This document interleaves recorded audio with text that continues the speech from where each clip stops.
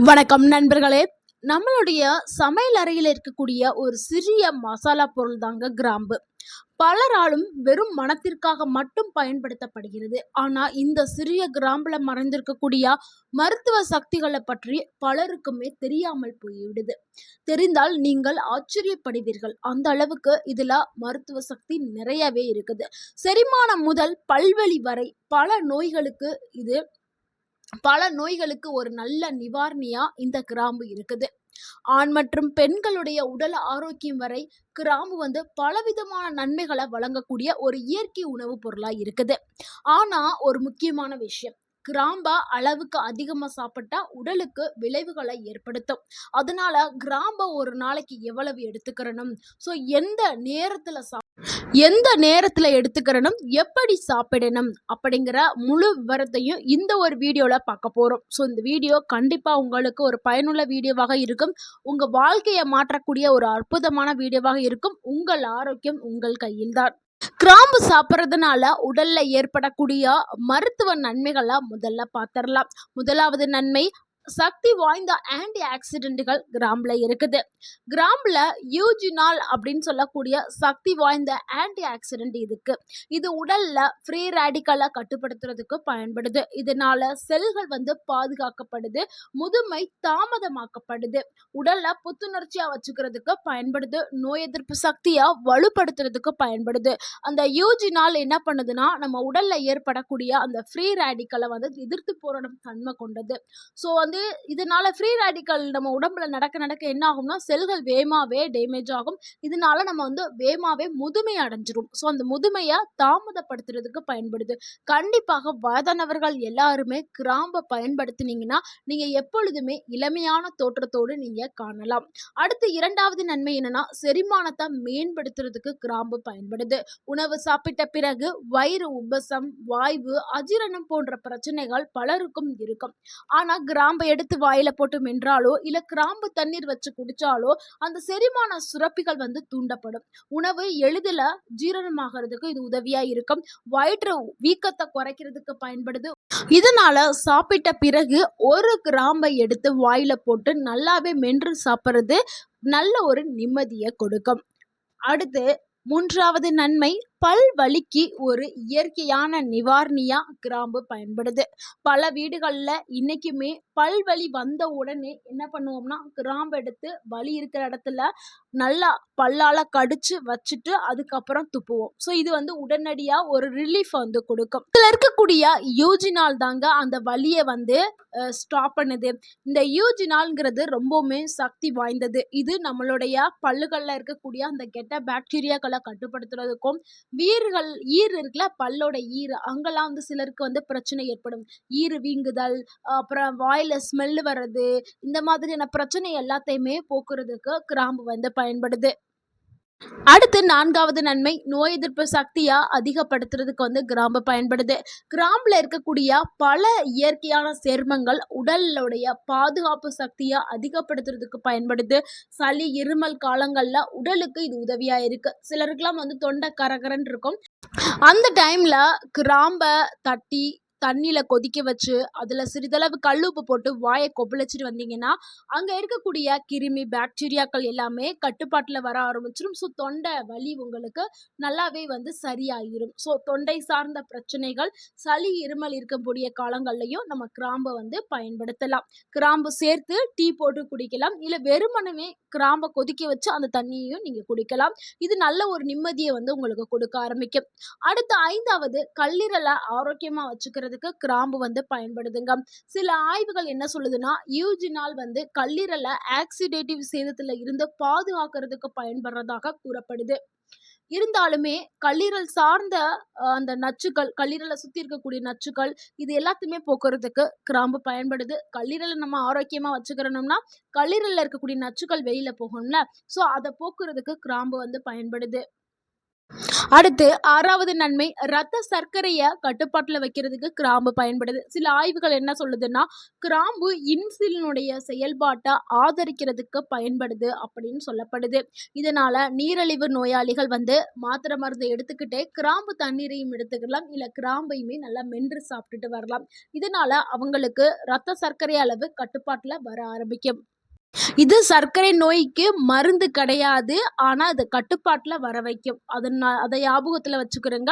So, இது வந்து சர்க்கரை நோய்க்கு மருந்தா சொல்லிட்டாங்களே அப்படின்னு சொல்லிட்டு, மாத்திரை மருந்த ஸ்டாப் பண்ணிட்டு கிராம்பு தண்ணீர மட்டும் குடிக்காதீங்க. மாத்திரை மருந்த ஒரு சைடு எடுத்துக்கிட்டு, கிராம்பு தண்ணீர வந்து நீங்க எடுத்துக்கிறலாம். அதிகமா பயன்படுத்தக்கூடாது. 2 கிராம்பு தான் பயன்படுத்தணும். அடுத்து 7வது நன்மை என்னன்னா, எலும்புகளோட ஆரோக்கியத்திற்கு கிராம்பு வந்து பயன்படுது. கிராம்புல வந்து மேங்கனீஸ் போன்ற தாதுக்கள் வந்து இருக்குது. இது எலும்பு வளர்ச்சிக்கு உதவக்கூடியது. எலும்புக்கு வலிமைய கொடுக்கக்கூடியது. அதனால தான் கிராம்ப நம்ம தொடர்ந்து உணவுல பயன்படுத்த சொல்றோம். ஸோ எலும்பு ஆரோக்கியத்த மீட்டெடுக்கிறதுக்கு கிராம்பு பயன்படுது. ஸோ வயதானவர்களுக்கு எலும்பு சார்ந்த பிரச்சனைகள் வராம தடுக்கிறதுக்கு கிராம்பு பயன்படுது.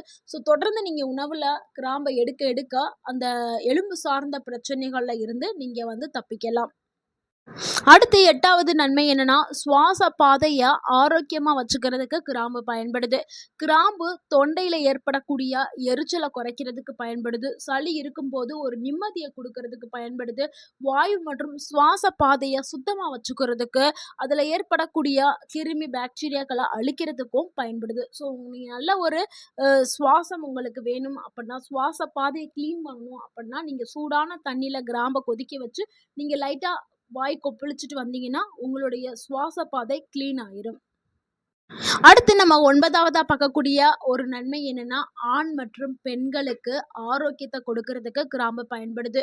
கிராம்பு என்ன பண்ணுதுன்னா, நல்ல ரத்த ஓட்டத்த வந்து அதிகப்படுத்துறதுக்கு கிராம்பு பயன்படுது. இப்ப தலையிலிருந்து கால் பாதம் வரைக்கும் ரத்த ஓட்டத்த சீரா இயங்க வைக்கிறதுக்கு கிராம்பு பயன்படுது.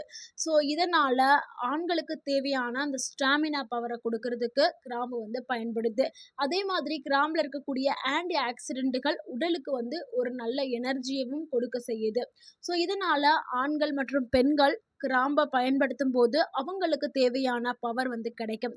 முக்கியமா ஆண்களுக்கு தேவையான அந்த ஆண்மை ஹார்மோன் டெஸ்டோஸ்டான் ஹார்மோனை பூஸ்ட் பண்றதுக்கு கிராம்பு வந்து பயன்படுது. ஸோ தொடர்ந்து நீங்க கிராம்ப பயன்படுத்தும்போது உங்க உடல்ல நல்ல ஒரு மாற்றத்தை நீங்க காண ஆரம்பிக்கலாம். இது கூடவே நீங்க வந்து சரியான உடற்பயிற்சி, சரியான உணவு பழக்கத்தையும் நீங்க பின்பற்றிட்டு வந்தீங்கன்னா, நல்ல ஒரு ஸ்டாமினா பவர் வந்து ஆண்களுக்கும், பெண்களுக்கும் கிடைக்க ஆரம்பிக்கும். நீங்க வெறும் கிராமம் மட்டும் எடுத்துக்கிட்டு ஜங்க் ஃபுட்டா சாப்பிட்டுட்டு இருந்தீங்கன்னா, ஒரு ஸ்டாமினா பவர் கிடைக்காது. ஸோ நீங்க ஒரு ஹெல்த்தி லைஃப் ஸ்டைல்குள்ள போகணும்.